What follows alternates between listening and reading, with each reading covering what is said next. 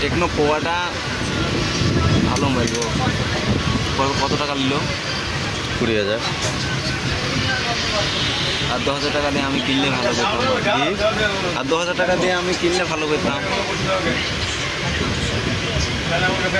Online order कर लीजिए। আমি এটা 18,000 টাকা নিয়েছে, ওইটা নিত 10,000 বেশি নিতাম।